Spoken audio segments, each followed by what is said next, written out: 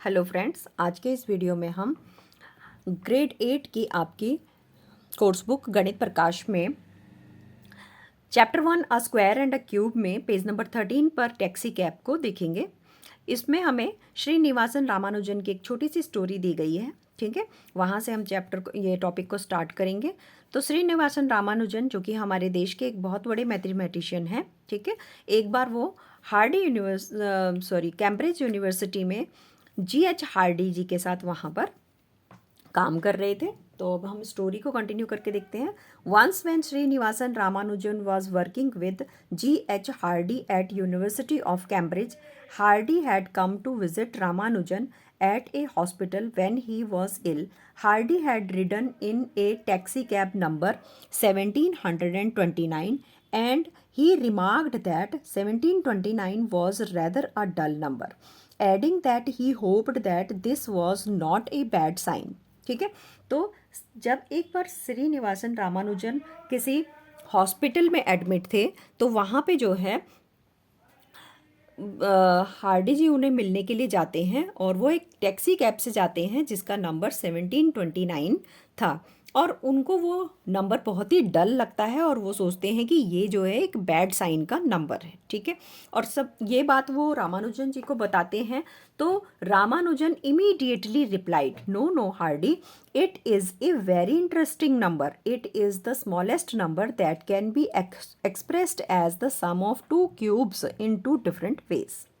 तो रामानुजन उन्हें बताते हैं कि ये जो है बहुत ही इंटरेस्टिंग नंबर है और इसको हम दो क्यूब्स के एडिशन के रूप में लिख सकते हैं और वो भी दो अलग अलग तरीके से लिख सकते हैं। ठीक है, तो कैसे लिख सकते हैं यहाँ पे इन्होंने करके दिखाया है। 1729 को 1 के क्यूब और 12 के क्यूब के रूप में लिखा है। ठीक है, और जब हम देखो 12 का क्यूब 1728 और 1 का क्यूब इसमें 1 इसको प्लस करेंगे तो 1729 आता है। इसी तरीके से दूसरे वे में इन्होंने 9 का क्यूब और 10 के क्यूब के एडिशन के रूप में से लिखा है।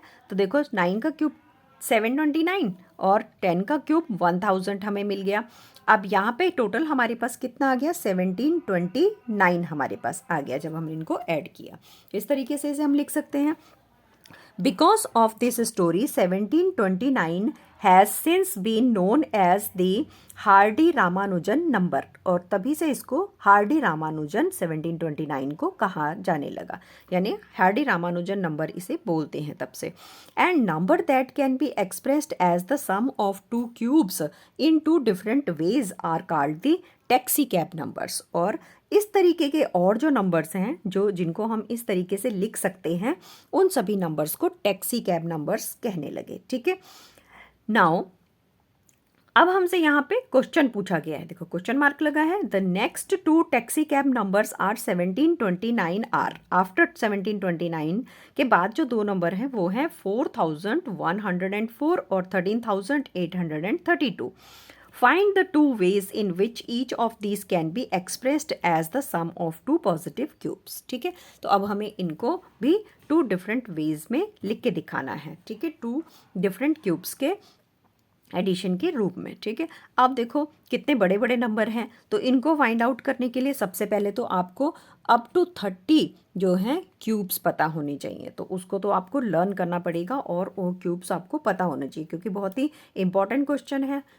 अगर आपको एग्ज़ाम में भी पूछा जाएगा तो आप जो है बिना क्यूब्स को लर्न करे इसे नहीं निकाल सकते हो। ठीक है, तो यहाँ पे एक और मैं आपको एक छोटा सा पैटर्न दिखा दूँ। यहाँ पे देखो इसको सॉल्व करने के लिए एक पैटर्न यहाँ पे दिख रहा है कि पहले जो है इन्होंने यहाँ पे दो तरीके से लिखा है, लेकिन यहाँ पे जो दूसरे तरीके से जब लिखा है तो इसके नंबर्स जो हैं बड़े बड़े हैं, दोनों बड़े नंबर हैं। और पहले तरीके में जो है एक छोटा नंबर लिया गया है और एक बड़ा नंबर लिया गया है। ठीक है, तो हम इसी तरीके से करके देख सकते हैं कि किसी छोटे नंबर को का क्यूब निकाल के उसको माइनस करके देखेंगे इस डिजिट में से और फिर देखेंगे कि जो उनका सब्ट्रैक्शन आएगा क्या वो किसी डिजिट का क्यूब बनता है या नहीं। ठीक है, इसी पैटर्न पे हम इसे करके देखते हैं। तो मैंने यहाँ पर 30 तक क्यूब्स लिखे हुए हैं। ठीक है, इनसे हेल्प लेकर हम ये काम करेंगे। ठीक है, तो आपको 30 तक क्यूब्स जो हैं लर्न करने होंगे, बिल्कुल लर्न करने ही पड़ेंगे। तो यहाँ पे करके देखेंगे। यहाँ पे हम देख रहे हैं पहला नंबर हम लिख लेते हैं जो है 4104, यहाँ पे हमें 4104 दिया गया है। अब हम इसको फाइंड आउट करेंगे। तो देखो सबसे पहले हम इसे क्या करते हैं, कुछ छोटे नंबर से लेके देखते हैं। तो 1 के क्यूब में भी हम करके देख सकते हैं, लेकिन मैंने तो पहले करके देख रखा है। तो यहाँ पे हमने जो छोटा नंबर लिया है वो 2 का क्यूब है, और 2 का क्यूब हमें पता है, 2 का क्यूब जो है 8 है। ठीक है, अब हम इस 8 को 4000 में से सब्ट्रैक्ट करके देखते हैं। 4104 में से सब्ट्रैक्ट करके देखेंगे 8 को। ठीक है, तो जब हम सब्ट्रैक्ट करते हैं तो हमारे पास यहाँ पे 6, यहाँ पे 9, और यहाँ पे 0, और यहाँ पे 4 आ गया। अब यहाँ पे 4096 आ गया। तो हमें फाइंड करना है कि क्या 4096 किसी का क्यूब है। अगर ये डिजिट किसी का क्यूब है तो हमारा काम यहीं पे बन गया। ठीक है, तो अब देखो यहाँ पे हम देख रहे हैं कि जो 4096 है वो 16 का क्यूब है। तो बिल्कुल यहाँ पे हमें ये नंबर मिल गया। ठीक है, तो 16 का क्यूब तो हम कैसे लिख सकते हैं इसको, यहाँ पे जो पहला नंबर हमें फाइंड आउट हुआ है वो 2 क्यूब प्लस 16 क्यूब मिला है। ठीक है, अब हमें इसे दूसरे तरीके से लिखना है, एक बार फिर से एक और तरीके से लिखना है। अब हम किसी बड़े डिजिट को फाइंड आउट करेंगे, और बड़े डिजिट के लिए हमें जो है इससे इसके आसपास जो हमारा नंबर है 4104 है, इसके आसपास का ही क्यूब डिजिट देखना होगा। ठीक है, अब इसके आसपास का क्यूब डिजिट देखने के लिए पहला तो हमें मिल ही गया है। अब देखो 16 का जो क्यूब है वो 4096 है, जो इसके आसपास ही है, तो इसको तो हम ले नहीं सकते। तो इससे छोटा डिजिट या इससे बड़ा नहीं लेना है। ठीक है, क्योंकि उसका जो एडिशन होगा वो ज़्यादा हो जाएगा। अब इससे छोटा डिजिट लेके देखते हैं। तो इससे छोटा हम 15 का करके देखते हैं। ठीक है, 15 का हमने करके देखा। अब हम यहाँ पे 4104 को 15 के क्यूब में से माइनस करते हैं, और 15 का जो क्यूब है वो हमारी बुक में भी दे रखा है। बुक में जो आपके पिछले पेज पे जो वो बनी हुई है, टेबल बनी हुई है, उसमें 15 का क्यूब लिखा हुआ है। तो वहीं से हमने ये लिख लिया 3375। ठीक है, अब ये 3375 को हम इसमें से माइनस करके देखेंगे। जब हम इसे माइनस करेंगे तो हमारे पास आ रहा है यहाँ पे 9, यहाँ से हमने कैरी दे दिया, यहाँ हमारे पास बचा 2, और इधर हमारे पास बच गया 729। ठीक है, अब ये देखो, ये तो हमने 15 का क्यूब ले ही रखा था, लेकिन ये जो 729 है उसी टेबल में आप देखोगे तो दिखेगा कि 729 आपके पास 9 का क्यूब है। तो बिल्कुल हमें नंबर मिल गया। यहाँ पे हमने दूसरा जो नंबर लिया वो 15 क्यूब और 9 क्यूब हमें यहाँ पे मिल गया। ठीक है, तो ये इस तरीके से हमें जो है थोड़ा सा ट्रिक्स लगाने होंगे नंबर्स को फाइंड आउट करने के लिए। अब जो दूसरा नंबर है, देखो ये तो क्वेश्चन 1 हुआ। अब हमें सेकंड क्वेश्चन में क्या दिया गया है, हमें सेकंड क्वेश्चन में दिया गया है कि 13,832 का हमें इसी तरीके से लिखना है। ठीक है, तो 13,832 को जब हम लिखेंगे तो इसके लिए भी हम पहले किसी छोटे डिजिट को करके देखते हैं, फिर बड़े को करके देखेंगे। तो अगेन हम पहले इसमें से 2 का ही क्यूब जो है माइनस करके देख लेते हैं। 2 का क्यूब हमारे पास 8 है, इसको हमने इसमें से माइनस कर लिया। तो हमारे पास यहाँ पे आ गया 4, यहाँ पे बचा 2, इसने इसको कैरी दिया, यहाँ पे बच गया 8, ये बच गया 3, और ये बच गया 1। ठीक है, 13,824 हमारे पास यहाँ पे बच गया। अब हम चेक करेंगे कि क्या ये 13,824 किसी का क्यूब है। तो अगेन हमें टेबल में देखना पड़ेगा अपनी, क्योंकि याद तो हमने करे नहीं है अभी, तो आपको याद तो करने ही पड़ेंगे। ठीक है, तो देखो यहाँ पे मैं आपको टेबल में दिखाती हूँ कि जो आपका ये आया है, क्या आया है 13,824, ये किसका क्यूब है, 13,824 जो है 24 का क्यूब है। ठीक है, तो इसको ये भी हमें यहाँ पे बहुत ही आसानी से मिल गया। तो ये 24 का क्यूब है। तो दूसरा डिजिट हमें यहाँ पे दूसरे का जो फर्स्ट आंसर है वो हमको मिल गया। ये एक तो 2 का क्यूब प्लस 24 क्यूब। ठीक है, अब हम इसका एक और तरीका निकालेंगे। ठीक है, तो तरीका निकालने के लिए देखो, छोटे डिजिट से तो हमने कर लिया, अब हमें बड़ा डिजिट लेना है कोई। ठीक है, और बड़े डिजिट में भी हमें वो डिजिट लेना है जिसका क्यूब जो है 13,824 के आसपास हो, सॉरी 32 के आसपास हो। अब 24 देखो, 24 का तो यहाँ पे हमारे पास दे ही रखा है क्यूब। ठीक है, तो ये तो इसके आसपास का है, लेकिन ये तो हम ले चुके हैं। तो इससे अब हमें इससे छोटे छोटे डिजिट्स को माइनस कर करके देखना होगा। ठीक है, तो अब माइनस करके, जैसे कि सबसे पहले आप 23 का करके देखोगे, फिर 22 का करके देखोगे, 21 का करके देखो। अब मैंने तो करके देख लिया है, तो मुझे तो मिला है 20। ठीक है, तो अब हम इसमें 20 का क्यूब लेके देखते हैं। ठीक है, 20 का क्यूब जब हम लेंगे तो हम यहाँ पे 13,832 में से 20 का क्यूब जो कि 8,000 होता है। ठीक है, 30 का क्यूब जो कि 8,000 होता है उसको माइनस करके देखेंगे। तो जब हम इसे माइनस करेंगे तो हमारे पास आ रहा है 2, 3, 8 और यहाँ पे 5। ठीक है, ये आ गया। अब 5,832। अब हमें फाइंड आउट करना है कि क्या ये किसी का क्यूब है। तो आपकी टेबल देखो, आपके बगल में ही बुक में टेबल बनी हुई है, उसमें हमें दिख रहा है। यहाँ पे मैं आपको दिखाती हूँ, यहाँ पे देखो, यहाँ पे हमारे पास 5,832 बिल्कुल ये किसका क्यूब, ये 18 का क्यूब है। मिल गया ना 18 का क्यूब। तो एक तो हमें यहाँ पे हमने 20 का क्यूब तो लिया ही था, 20 का क्यूब, और दूसरा नंबर हमें मिला 18 क्यूब। ठीक है, तो ये हमने इसके दोनों नंबर्स यहाँ पे फाइंड आउट कर लिए। ठीक है, तो इसी तरीके से आपको भी ट्रिकी वे में इसको करना होगा। ठीक है, अब यहाँ पे हम देखते हैं, ये तो हमने कर लिया। How did Ramanujan know this. अब बताओ कि रामानुजन को ये सब कैसे पता था। वेल ही लव्ड नंबर्स, क्योंकि उनको नंबर्स से बहुत ज़्यादा प्यार था और उनका जिंदगी ही जो है ये नंबर्स को शॉर्ट आउट करने में ही निकली थी। वो इसी काम को करते थे, वो उनका जीवन इसी में लगा हुआ था। आगे देखेंगे, although his life he all through his life he tinkered with numbers। पूरी जीवन उन्होंने जो है नंबर्स के साथ ही टिंकर किया था, मतलब उन्हीं की ही टोका पिटी वो करते रहे। During Ramanujan's time in Cambridge his colleagues often marveled at his ability to see deep patterns in numbers that seemed arbitrary to others. ठीक है, और कैम्ब्रिज में जो हैं, जो उनके कलीग्स थे, वो भी उनकी एबिलिटी को देखकर बहुत ज़्यादा क्या हो जाते थे, इम्प्रेस हो जाते थे, और वो बहुत ही शॉक हो जाते थे उनकी इस एबिलिटी को देख के। His colleague John Littlewood once said, उनके जो एक कलीग थे, ठीक है, जो उनके साथ काम करते थे, उन्होंने एक बार कहा कि every positive integer was one of his यानी कि रामानुजन्स पर्सनल फ्रेंड, कि वो जो है सारे इंटीजर्स जो है रामानुजन के फ्रेंड हैं। बिल्कुल ठीक है, आगे देखेंगे हम। यहाँ पे हमें दिया गया है पेज नंबर 14 पे, हमें फाइंड आउट करने हैं perfect square, perfect cubes and consecutive odd numbers. ठीक है, तो यहाँ पे जैसे हमने परफेक्ट स्क्वायर्स और ऑड नंबर्स का रिलेशन देखा था, ठीक है, पीछे हमने परफेक्ट स्क्वायर्स और ऑड नंबर्स का रिलेशन देखा था, वैसे ही यहाँ पे हमें perfect cubes and consecutive odd numbers का रिलेशन देखना है।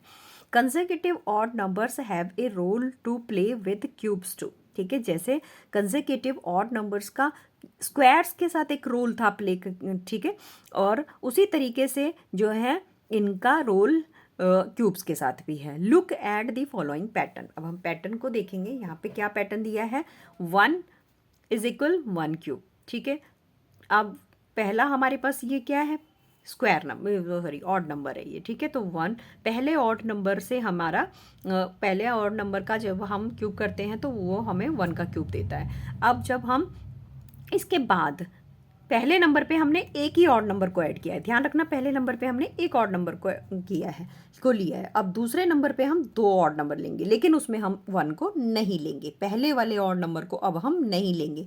जैसे हमने स्क्वायर्स में कंसेक्यूटिवली 1 से जो है नंबर्स लिए थे, ऑड नंबर्स, हर स्टेप पे हम 1 से ऑड नंबर्स ले रहे थे, यहाँ हमने वो काम नहीं करना है। यहाँ हम पिछले नंबर को छोड़ देंगे और अगले लेंगे, और हर स्टेप पे हम उतना ही नंबर लेंगे जितना हमारा स्टेप होगा। ठीक है, जैसे पहला स्टेप था तो पहले पे हमने एक ही ऑड नंबर लिया, अब ये दूसरा स्टेप है, दूसरे स्टेप पे हम 2 ऑड नंबर ले रहे हैं, लेकिन उस पिछले वाले को हमने छोड़ दिया है। 5 और 3 जो हैं दोनों इसके नेक्स्ट ऑड नंबर हैं, इनको हमने ऐड किया तो हमारे पास 8 आया, जो कि 2 का स्क्वायर है। 2 यानी कि जो इसका स्टेप नंबर है। ठीक है, जो स्टेप नंबर है यानी कि सेकंड स्टेप है, और सेकंड स्टेप का नंबर सेकंड है, और इसी का ही ये क्यूब भी है। ठीक है, अब हम थर्ड स्टेप लेंगे। अब यहीं पे हम थर्ड स्टेप जब लेंगे तो थर्ड स्टेप में देखो 1 2 3 3 ऑड नंबर्स को हमने ऐड किया है और पीछे वाले ऑड नंबर्स हमने छोड़ दिए हैं, पीछे के ऑड नंबर्स हमने नहीं लिए हैं। और इन 7, 9 और 11 जो कि कंसेक्यूटिवली 1, 3 और 5 के बाद आते हैं, इन ऑड नंबर्स को ऐड किया है तो हमारे पास 27 आया है, जो कि 3 का क्यूब है। ठीक है, 3 का क्यूब है, थर्ड स्टेप का क्यूब है। थर्ड स्टेप ही हमें थर्ड स्टेप का अगर हम क्यूब कर देते हैं तो हमें तीसरे नंबर का क्यूब मिल जाता है। ठीक है, इसी तरीके से फोर्थ स्टेप पे देखो, फोर्थ स्टेप जो है 4 का क्यूब होगा। ठीक है, और उसके बाद कंसेक्यूटिवली अगर हम 4 ऑड नंबर्स को, ठीक है, 4 ऑड नंबर्स को ऐड कर देंगे फोर्थ स्टेप से ही, पिछले सारे छोड़ने हैं हमें, 1, 2, 3, 4, 5, 6 को हमने छोड़ दिया है और नंबर्स को, वहाँ से स्टार्ट किया 13, 15, 17, 19, ये कंसेक्यूटिव ऑड नंबर्स जो कि 11 के बाद आ रहे हैं, इनको ऐड किया है तो 64 हमें मिल जाएगा, और जो कि फोर्थ स्टेप के ऑड नंबर हैं और उसका ही हमें यहाँ पे क्यूब मिल गया है। इसी तरीके से फिफ्थ स्टेप 5 का क्यूब होगा, और ये ऑड नंबर्स इसके बाद के ऑड नंबर्स हमने ऐड किए तो 125 यहाँ पे ये 5 का क्यूब है। इसी पैटर्न पे हम चलकर 6 का क्यूब निकालेंगे। अब हमसे ये क्या पूछ रहा है, देखो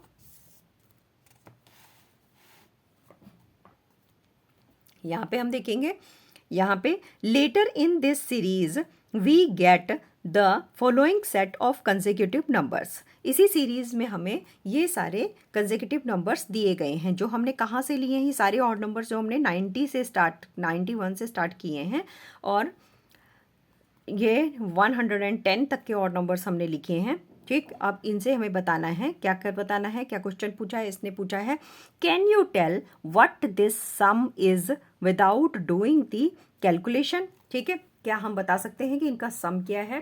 ठीक है, कैलकुलेशन किए बिना क्या हम बता सकते हैं, तो बिल्कुल बता सकते हैं। अब हमें कैसे पता चलेगा, 1, 2, 3, 4, 5, 6, 7, 8, 9, 10, तो ये जो है 10 नंबर्स हैं, तो ये 10 का क्यूब है। ठीक है, 10 का क्यूब है, और 10 का क्यूब में कितना होगा, 1, 1, 2, 3, तो ये आंसर आ गया इसका 1000। ठीक है, 1000 इनका जो है सम हो जाएगा। इन सबको अगर हम टोटल करेंगे तो 1000 आएगा।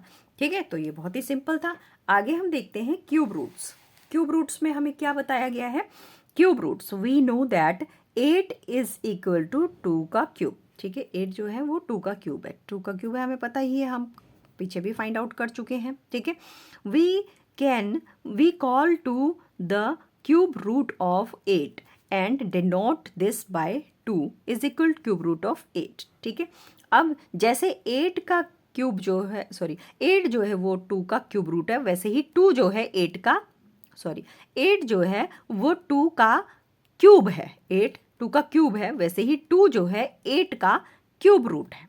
8 का क्यूब रूट क्या है, 2 है। जैसे हमने स्क्वायर रूट निकाला था कि जो बेस डिजिट होती है वो उस डिजिट की, उस स्क्वायर की क्या होती है, बेस डिजिट उसकी स्क्वायर रूट होती है, वैसे ही जो बेस डिजिट है वो क्यूब की क्यूब रूट होती है। ठीक है, तो बेस डिजिट यानी जहां से हमने स्टार्ट किया है, 2 से स्टार्ट किया है, 2 को 3 टाइम्स मल्टीप्लाई किया है तो 8 आया है। 8 तो क्यूब हो गया, लेकिन जो रूट है इसका वो क्या है, 2 है, यानी हम चले कहाँ से, 2 से स्टार्ट किया है हमने। ठीक है, तो इस तरीके से हम क्यूब रूट को फाइंड आउट करेंगे। More generally if y is equal x का क्यूब, अगर y को हम x के क्यूब के रूप में लिखते हैं, ठीक है, अगर y हमारे पास x का क्यूब है, then x is the cube root of y, तो x क्या होगा, y का क्यूब रूट होगा। बिल्कुल, x जो है y का क्यूब रूट हो जाएगा। This is denoted by x is equal to cube root y।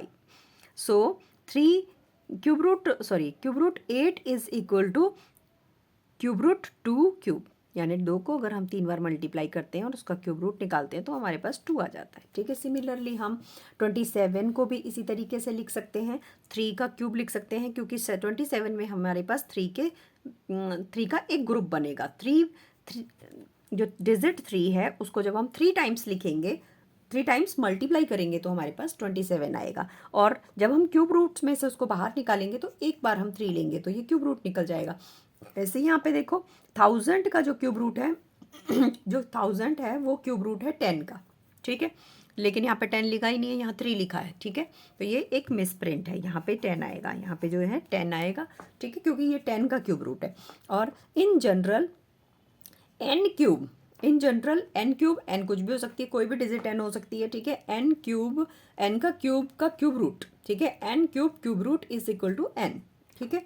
How do we find out if a number is a cube? कैसे फाइंड आउट करते हैं हम कि कोई नंबर क्यूब है?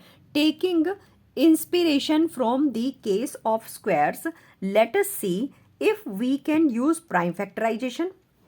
अब देखते हैं, जैसे हम प्राइम फैक्टराइजेशन से हमने क्यूब रूट्स निकाले थे और क्यूब भी निकाले थे, ठीक है। क्या उसी तरीके से हम प्राइम फैक्टराइजेशन से क्यूब रूट्स को निकाल सकते हैं? ठीक है, स्क्वायर रूट तो हमने निकाल लिए थे, लेकिन क्या हम क्यूब रूट्स निकाल सकते हैं? Let us check. If 3375 is a perfect cube, check करके देखते हैं क्या 3375 एक परफेक्ट क्यूब है। तो बिल्कुल इसे चेक करके देखेंगे यहाँ पे, ठीक है। तो कैसे हमें पता चलेगा? यहाँ पे हमने 3375 के इसने दे दिए हैं आपको सारे प्राइम फैक्टर्स करके, और प्राइम फैक्टर्स तो आपको करने आते ही हैं, हमने पीछे सीख ही लिए हैं, ठीक है। तो यहाँ पे देखेंगे इसके जो प्राइम फैक्टर्स हैं वो 3 3 3 5 5 5 है, ठीक है। तो अब हम इनको 2 आइडेंटिकल ग्रुप्स में लिख सकते हैं, या फिर इनका हम 3 का सिमिलर एक ग्रुप बना सकते हैं, सिमिलर डिजिट का एक 3 का एक ग्रुप बना सकते हैं, ठीक है। जैसे कि can the factors be split into 3 identical groups? For 3375 we can form 3 groups of 3 into 5। So ठीक है, यहाँ पे हम बड़ी आसानी से इसको बना सकते हैं। इसने बोला इसके जो हैं आइडेंटिकल ग्रुप्स बनाने हैं। क्या हम इसके 3 आइडेंटिकल ग्रुप्स बना सकते हैं? बिल्कुल बना सकते हैं। देखो यहाँ पे हमारे पास 3 5s हैं और 3 3 हैं, तो इनके ग्रुप्स बन जाएंगे। एक 3 एक 5 से एक ग्रुप बन गया, एक 3 एक 5 से दूसरा ग्रुप बन गया, और एक 3 एक 5 से तीसरा ग्रुप बन गया। तो ये हमने बना लिए। अब इनको हम कैसे लिख सकते हैं? 3 × 5 का होल क्यूब, क्योंकि 3 बार लिखे हैं, एक बार लिख दिया। अब जब हम 3 × 5 करते हैं तो 15 आता है, और 15 का क्यूब, ठीक है। तो 3375 जो है वो 15 का क्यूब है, ठीक है। जब हम 15 को 3 टाइम्स मल्टीप्लाई करते हैं तो हमारे पास 3375 हमें मिलता है, ठीक है। आगे देखेंगे हम another way is to check if the factor can be grouped into triplet, ठीक है। क्या हम इनके ट्रिपलेट्स बना सकते हैं? ट्रिपलेट्स मतलब कि एक जैसी 3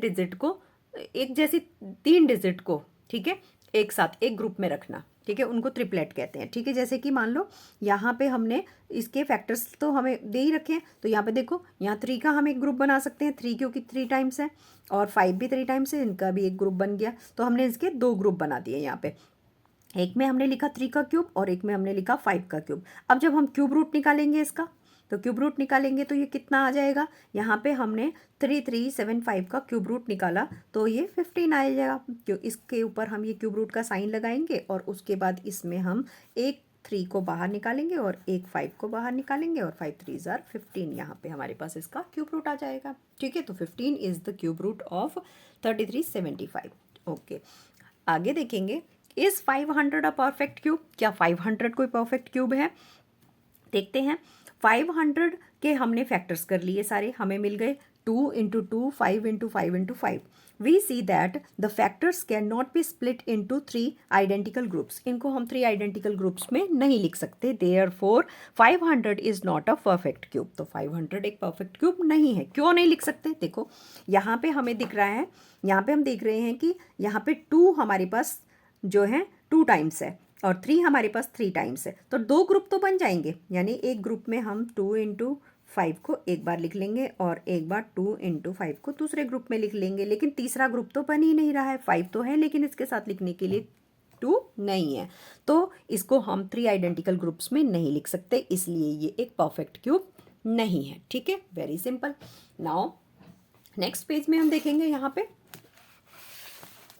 हमें दिया गया है, यहाँ पे हमें प्राइम फैक्टराइजेशन ऑफ नंबर्स, ठीक है, नंबर्स की प्राइम फैक्टर्स निकाल रखे हैं, और यहाँ पे prime factorization of its cube के प्राइम फैक्टर्स निकाले गए हैं। जैसे यहाँ पे 4 है, 4 के प्राइम फैक्टर्स 2 × 2 निकाला गया है, और 4 का जब क्यूब किया तो इसके क्यूब का क्यूब यानी 4 4 ज़ार 16, 16 4 ज़ार 64, ठीक है। इसके प्राइम फैक्टर्स निकाले गए हैं, ये हमको मिल गए यहाँ पे, ठीक है। तो अब ये कितने टाइम्स हैं? 1 2 3 4 5 6, 6 पेयर्स हैं, ठीक है। इसके हमने 3 3 के ग्रुप यहाँ पे हम बना सकते हैं, 2 ग्रुप्स यहाँ पे बन रहे हैं, ठीक है। 3 यानी कि एक डिजिट को 3 टाइम्स हमने लिखा है और उसका एक ग्रुप बनाया है, और उसको हम ऐसे भी लिख सकते हैं 2 की power 3 2 raise to the power 3 और again 2 raise to the power 3। ठीक है, तो ये 2 रेज टू द पावर 3 यहाँ पे लिखा। ये इन दोनों को अगर आप सॉल्व करोगे तो आपके पास 4 रेज टू द पावर 3 आ जाएगा और 64 आएगा। ठीक है, इसी तरीके से हमने 6 को स्प्लिट किया है 3/2 में, तो 6 का क्यूब किया है और उसके क्यूब के भी फैक्टर्स यहाँ पे लिख लिए हैं। उसको भी हम 2 रेज टू द पावर 3 और 3 रेज टू द पावर 3 के में लिख सकते हैं। यहाँ पे 15 को स्प्लिट किया है 3/5 आ गया हमारे पास। 15 raise to the power 3 is equal to 3375। ठीक है, 3375 के हमने यहाँ पे सारे प्राइम फैक्टर्स निकाले और इनको जब हमने मल्टीप्लाई किया तो हमारे पास आ गया 3 raise to the power 3, 5 raise to the power 3। ठीक है, क्योंकि इनके भी देखो ग्रुप कर लेंगे, यहाँ पे ग्रुपिंग सबकी बन रही है। 3 पेयर्स सिमिलर डिजिट की को हमें 3 बार मल्टीप्लाई करना है और उसका एक ग्रुप बनाना है। यहाँ पे 12 का निकालेंगे तो 1728, इसके भी हमारे पास 1 2 3 ग्रुप्स बन गए। ठीक है, तो 2 raise to the power 3, 2 raise to the power 3 और 3 रेज टू द पावर 3 आ गया हमारे पास। ठीक है, तो अब हम यहाँ पे क्या देख रहे हैं, ये तो हमने ये टेबल ऑब्जर्व कर ली। यहाँ हमसे पूछ रहा है observe that each prime factor of a number appears 3 times in the prime factorization of its cube। ठीक है, हमने देखा कि हर पेयर में एक नंबर जो है 3 बार आ रहा है, एक नंबर 3 बार आ रहा है। अगर क्यूब बनाने हैं तो क्यूब के लिए हमें 3 बार एक ही नंबर आ रहा है। जैसे यहाँ पे 3 टाइम्स आया, फिर 5 भी 3 टाइम्स आया, तब जाके क्यूब बन रहे हैं। ठीक है, अब ये तो हमने यहाँ से ऑब्जर्व कर लिया। अब हमें क्या कहा है इसने, यहाँ पे क्वेश्चन दिया है छोटा सा, उसने बोला find the cube root of 3 these numbers. इन सब नंबर्स के हमें क्यूब रूट्स फाइंड आउट करने हैं, तो बिल्कुल हम इनके क्यूब रूट्स फाइंड आउट करेंगे। ठीक है, तो क्यूब रूट्स फाइंड आउट करने के लिए हम यहाँ पे फाइंड आउट करते हैं इसे।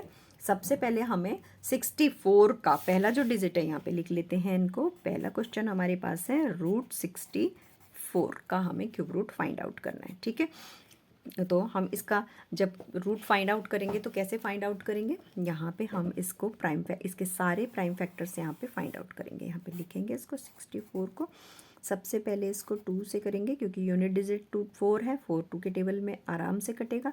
2 3 जार 6, 2 2 जार 4, 2 1 जार 2, 2 6 जार 12, फिर 2 से कटेगा, 8 2 जार 16, 4 2 जार 8, 2 2 जार 4, 2 1 जार 2। तो ये इसके फैक्टर्स आ गए सारे के सारे। अब इन्हें हम यहाँ पे लिख लेते हैं। ठीक है, यहाँ पे लिख लेते हैं क्योंकि हमें इनका क्यूब रूट फाइंड आउट करना है। ठीक है, क्यूब रूट फाइंड आउट करना है तो यहाँ पे देखो हम क्यूब रूट का साइन लगाएंगे। पहले साइन लगा लिया हमने।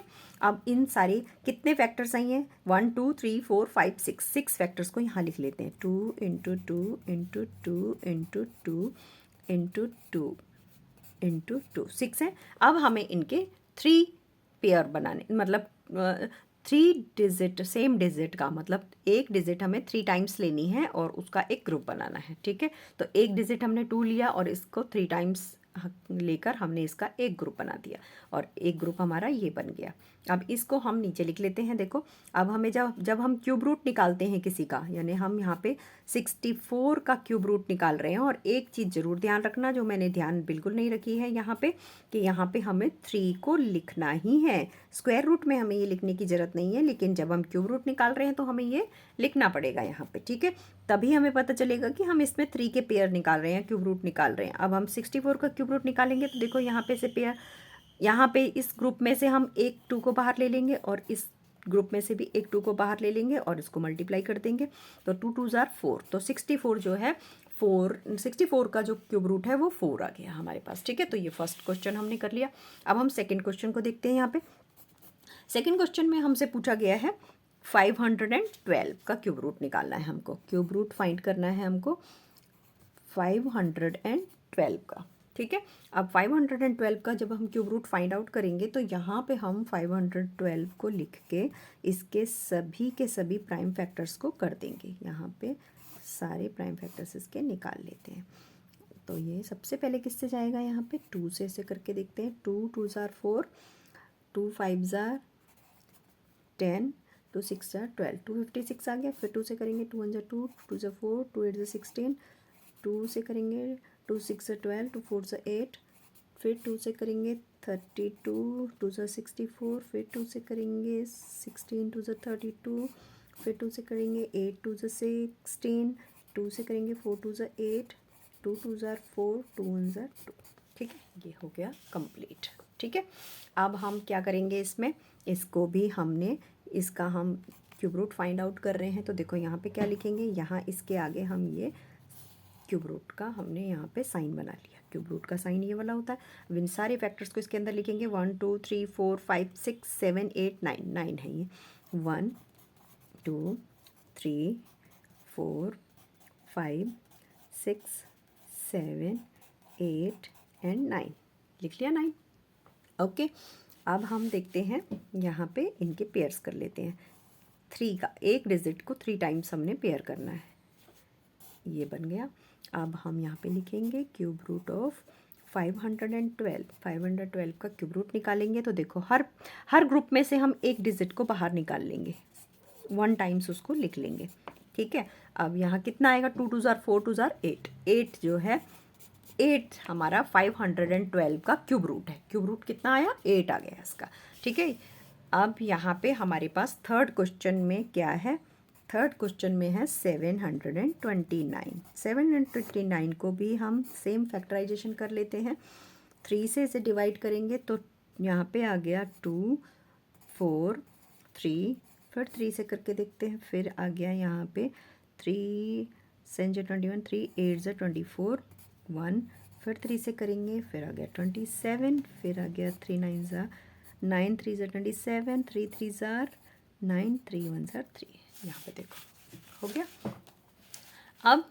अब क्या करेंगे, इसको भी फिर वैसे ही लिखेंगे हम। 729 क्यूब रूट निकाल रहे हैं हम 729 का। इसके सारे फैक्टर्स को हम क्यूब रूट के अंदर लिखेंगे। यहाँ पे 1 2 3 4 5 6, 1 2 3 4 5 एंड 6। ठीक है, ये हमने लिख लिया। अब इसके भी पेयर्स बना लेते हैं, इसके भी मतलब ग्रुप्स बना लेते हैं। यहाँ पे हमने यहाँ पे ग्रुपिंग कर ली। अब यहाँ पे cube root of 729 is equal to, एक ग्रुप में से एक डिजिट को 1 टाइम लिखेंगे। ठीक है, और दूसरी में से भी निकाल लेंगे हम। अब ये 3 3 ज़ार 9, यानी कि 729 का जो क्यूब रूट है वो 9 है। 9 is the cube root of 729। Okay, done. आगे देखेंगे अब हम यहाँ पे कहा गया है सक्सेसिव डिफरेंसेस। ओके, तो सक्सेसिव डिफरेंसेस में हम पढ़ते हैं, we know that the differences between consecutive perfect square gives the sequence of the odd numbers. ठीक है, जब हमने स्क्वायर नंबर्स किए थे और कंसेक्यूटिवली हमने स्क्वायर नंबर ऑड नंबर्स को जो सब्ट्रैक्ट किया था, नहीं, जब हमने सक्सेसिवली जब हमने स्क्वायर नंबर्स को माइनस किया था तो हमें ऑड नंबर्स का सीक्वेंस मिला था। ठीक है, observe the figure below where the difference are computed successively for perfect squares. यहाँ पे परफेक्ट स्क्वायर्स का डिफरेंस दिया गया है। After 2 levels all the differences are the same. ठीक है, तो इसको हम एक बार करके देखते हैं। यहाँ पे क्या बोला है इसने, यहाँ पे इसने बोला है कि अगर हम पहले सारे परफेक्ट स्क्वायर को लिख लेते हैं। ठीक है, परफेक्ट स्क्वायर लिखने के बाद हमने जो है उनका डिफरेंस निकाला, यानी 36 में से 25 को माइनस किया। ये पहले देखो 1 का स्क्वायर है 1, 2 का स्क्वायर 4, 3 का स्क्वायर 9, 4 का स्क्वायर 16, 5 का स्क्वायर 25 और 6 का स्क्वायर 36 यहाँ पे दिया हुआ है। अब हमने 36 में से पहले यहाँ से करते हैं, 4 में से हमने यानी कि 4 में से हमने 1 को माइनस किया तो 3 आया, 9 में से हमने 4 को माइनस किया 5 आया, 16 में से 9 को माइनस किया 7 आया। हम कंसेक्यूटिवली जो है सभी जो है नेचुरल नंबर्स के स्क्वायर्स को डिफरेंस कर रहे हैं। ठीक है, 16 में से 9 को माइनस किया 7 आया, 25 में से 16 को माइनस किया 9 आया, 36 में से 25 को माइनस किया 11 मिल गया हमको। ठीक है, अब ये तो हमें मिल गया। अब यहाँ पे देखो ये सारे ऑड नंबर मिल गए हमको, 3 5 7 9 11। ठीक है, अब इसमें से इनको भी डिफरेंस करके देख लेते हैं। 5 में से जब हमने 3 को माइनस किया 2 आ गया, 7 में से 5 को माइनस किया 2 आ गया, और 9 में से 7 को माइनस किया 2 आया, 11 में से 9 को माइनस किया 2 आया। ठीक है, वैसे भी हमें पता है कि एक नंबर छोड़ के ही जो है ऑड नंबर्स होते हैं। तो यहाँ पे तो ये लेवल क्या हो गया, सेम हो गया। कौन से लेवल पे, सेकेंड लेवल पे जो है वो जो डिफरेंस है वो सेम हो गया, सभी का डिफरेंस सेम हो गया। ठीक है, अब हमें इसने क्या क्वेश्चन पूछा है, हम देखेंगे कि क्वेश्चन क्या है। क्वेश्चन में पूछता है कि compute successive differences over levels for the perfect cubes until all the differences at a level are the same, what do you notice. तो अब हमें बताना है कि अगर हम इसी तरीके से जैसे हमने स्क्वायर्स को डिफरेंस किया और हमें क्यूब्स को भी डिफरेंस करना है और उसके बाद बताना है कि कौन से लेवल पे जाके जो है ये सेम हो जाते हैं। ठीक है, इनका लेवल बताना है कि कौन से लेवल पे जाके ये हमें सेम लेवल पे मिलेंगे। तो इसके लिए भी हम इसे सॉल्व करके देखते हैं।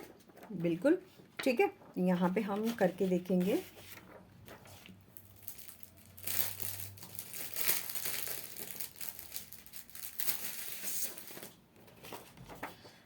इनको हम लिख लेते हैं एक बार। यहाँ पे हमारे पास 1, 8, 27, ठीक है, 64 और 125 और 216, ये सभी के क्या है हमारे पास अलग अलग डिजिट के कंसेक्यूटिवली हमारे पास जो है क्यूब नंबर्स लिखे हुए हैं। ठीक है, 1, 1, 2, 3, 4, 5, 6 तक के क्यूब्स हमने यहाँ पे लिख रखे हैं। अब हम इनका डिफरेंस निकालेंगे। सबसे पहले हम 8 में से 1 को माइनस करेंगे। ठीक है, तो हमारे पास यहाँ पे 8 में से 1 गया तो हमारे पास 7 बच गया यहाँ पे। अब हम 27 में से 8 को माइनस करेंगे। ठीक है, 27 में से जब हम 8 को माइनस करेंगे तो हमारे पास आ जाएगा 19। उसके बाद हम यहाँ पे 64 में से 24 को माइनस करके देखते हैं यहाँ पे, तो हमारे पास आ रहा है 37। ठीक है, उसके आगे हम 125 में से 64 को माइनस करके देखेंगे यहाँ पे, तो ये आएगा हमारे पास 5, 1 और 6। ठीक है, 61 आ गया। उसके बाद यहाँ पे माइनस करके देखते हैं, 91 में से 25 को माइनस करके देखेंगे। ठीक है, तो यहाँ पे आएगा यहाँ पे 1 और ये 9, 91 हमारे पास आ गया। ठीक है, अब ये तो हमने कर लिया। उसके बाद ये इसका हो गया फर्स्ट लेवल, लेवल 1 पे हमने इसको किया, लेवल 1, ये लेवल 1 है। अब हम इसे करके देखते हैं लेवल 2 पे। लेवल 2 पे लेके जाएंगे इसे और आगे इसको अगेन माइनस करेंगे। यहाँ पे इस डिजिट को 19 में से 7 को माइनस करके देखेंगे, यहाँ पे आ रहा है 12 और 37 में से हमने 19 को माइनस किया तो हमारे पास आया 18,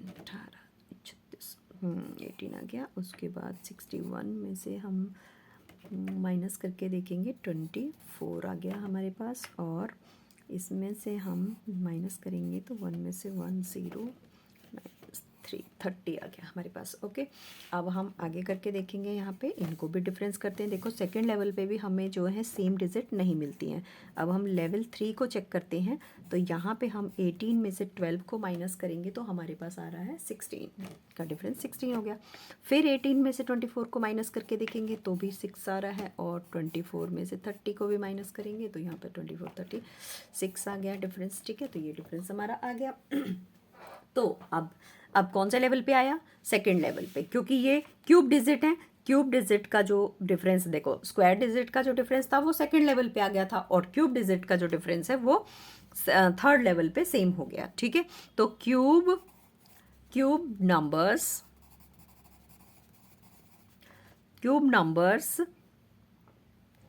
gate difference same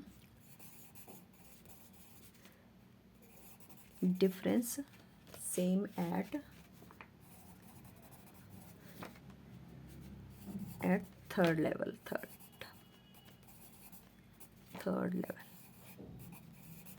okay, third level पे इनका डिफरेंस जाके क्या हो जाता है, सेम हो जाता है। ओके, तो ये हो गया यहाँ तक। अब हमें यहाँ पे दी गई है अ पिंच ऑफ हिस्ट्री, मतलब मैथमेटिक्स के रिगार्डिंग एक छोटी सी हिस्ट्री दी गई है कि कहाँ से हमारे ये स्क्वायर नंबर्स और क्यूब रूट्स का बेस क्या है, कहाँ से ये स्टार्ट हुआ, हिस्ट्री यहाँ से कहाँ से स्टार्ट होती है। तो the first known list of the perfect squares and perfect cube was compiled by the Babylonians as far back of 1700 BCE। ठीक है, 1700 BCE में जो है बेबीलोनियंस ने सबसे पहले क्यूब्स को और स्क्वायर्स के इस जो ये चीज़ है, ये लिस्ट है, वो उन्होंने बनाई थी सबसे पहले। ठीक है, these lists found on clay tablets, इनको ये हमें क्ले टैबलेट्स के ऊपर बनी हुई मिलती हैं। देखो ये क्ले टैबलेट्स इस तरीके की होती है, मिट्टी की बनी हुई छोटी छोटी पट्टियाँ होती हैं, उनके ऊपर ये लिखी जाती थी।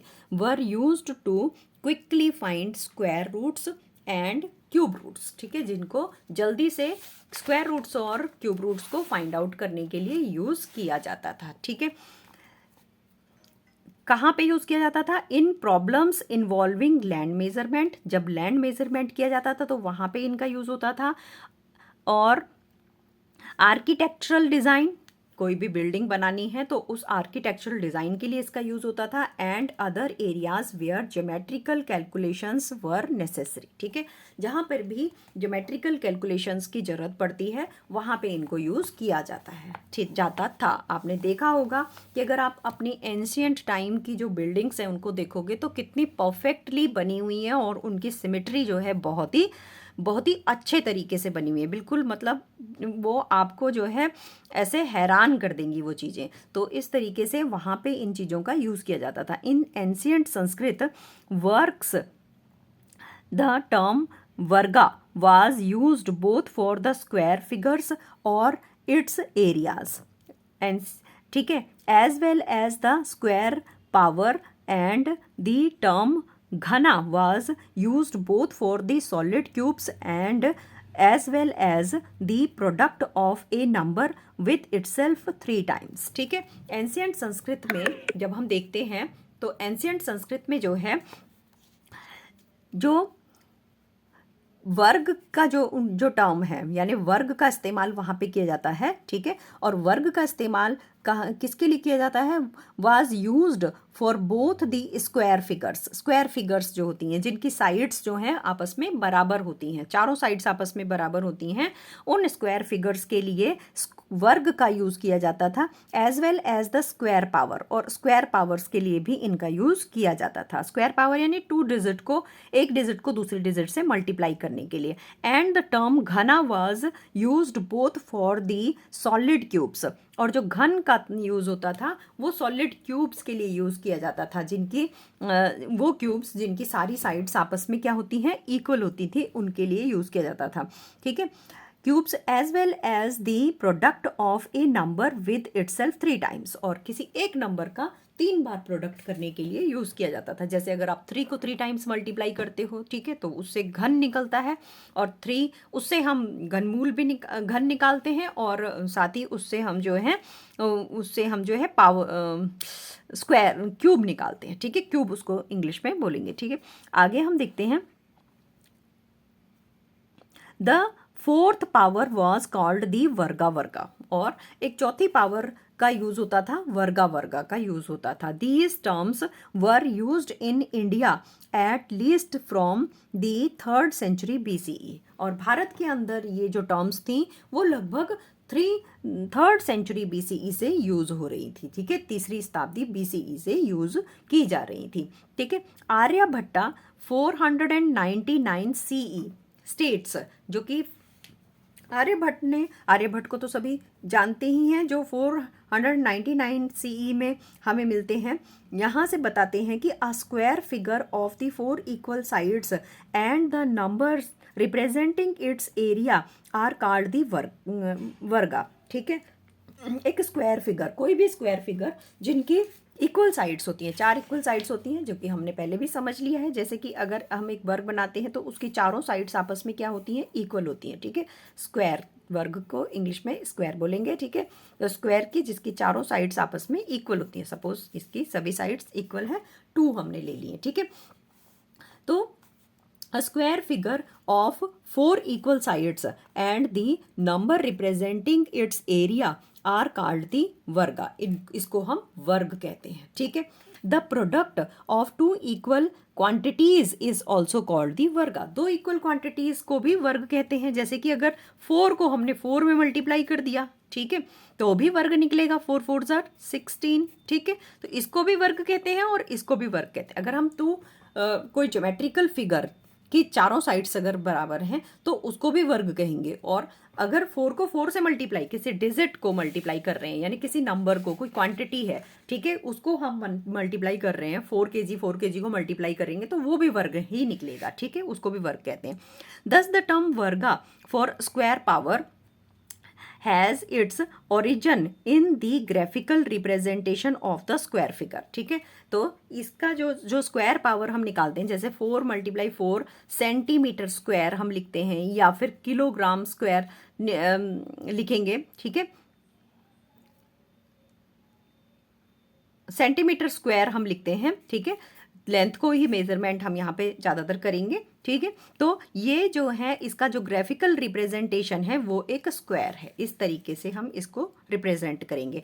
Y is the word root the root of a plant used for the mathematical operations, ठीक है, square root, cube root etcetera. अब हमें बताना है कि देखो, हाँ, कि जो रूट शब्द है, जैसे हम स्क्वायर रूट निकालते हैं, क्यूब रूट निकालते हैं, तो रूट तो जड़ होती है, किसी पेड़ की जड़, ठीक है। और संस्कृत में इसे मूल बोलते हैं। मूल, जड़ को हम क्या बोलते हैं? मूल बोलते हैं। तो जब हम हिंदी में जब हम इसको यूज़ करते हैं तो हम वर्गमूल और घनमूल शब्द का यूज़ करते हैं। तो वहाँ पे भी हमने जो मूल शब्द लिया है वो हमारा जो है रूट है। रूट यानी कि किसी plant, root of a plant को हमने इसके लिए यूज़ क्यों किया है? क्योंकि जैसे प्लांट जो है जड़ से स्टार्ट होता है, वैसा ही जो हमारा वर्ग है वो भी रूट से स्टार्ट होता है। रूट यानी कि जो उसकी बेस डिजिट से स्टार्ट होता है, तो उस बेस डिजिट को हम जो है रूट कहते हैं। जैसे कि अगर 4 × 4, यहाँ पे हमने 16 ले रखा है, जो कि 4 से स्टार्ट हुआ है, 4 का स्क्वायर है। इसका जो रूट है वो क्या है? 4 है। यानी कि इसकी जो बेस डिजिट है वो हमारे पास क्या है? 4 है। 4 हमने इसकी बेस डिजिट ले रखी है, तो इस बेस डिजिट से इसको हमने स्टार्ट किया है, इसलिए इसको हम रूट कहते हैं, ठीक है। It is because in ancient India the Sanskrit word mula meaning root of a plant, ठीक है। संस्कृत में जो मूल शब्द है वो, उसका जो मीनिंग होता है वो किसी प्लांट की रूट के लिए हम यूज़ करते हैं। बेसिस, कॉज, ओरिजिन एटसेट्रा, जो जिसका मतलब क्या है कि किसी प्लांट की जो रूट है वो भी हो सकती है। बेसिस यानी कि जिसके ऊपर कोई चीज़ खड़ी है, बेस मतलब नीचे, बेस। और कॉज मतलब कारण, जिसके कारण कोई चीज़ है। ओरिजिन जहाँ से हुआ है उसका। Was use for the mathematical operations of taking roots, ठीक है। इसी वजह से रूट्स का हमने यहाँ पे इस्तेमाल किया है। In Sanskrit varga mula the basis, cause, origin of the square was used for the square root. इसके लिए हमने वर्गमूल का हमने जो यूज़ किया है वो स्क्वायर रूट के लिए, यानी स्क्वायर रूट को हम संस्कृत में वर्गमूल कहते हैं। एंड घन मूल को हम was used for the cube root को हम घनमूल कहते हैं।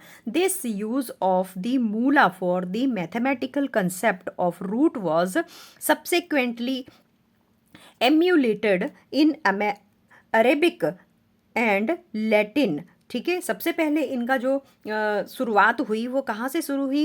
इनका जो यूज़ हुआ वो अरेबिक और लैटिन में इनका यूज़ हुआ।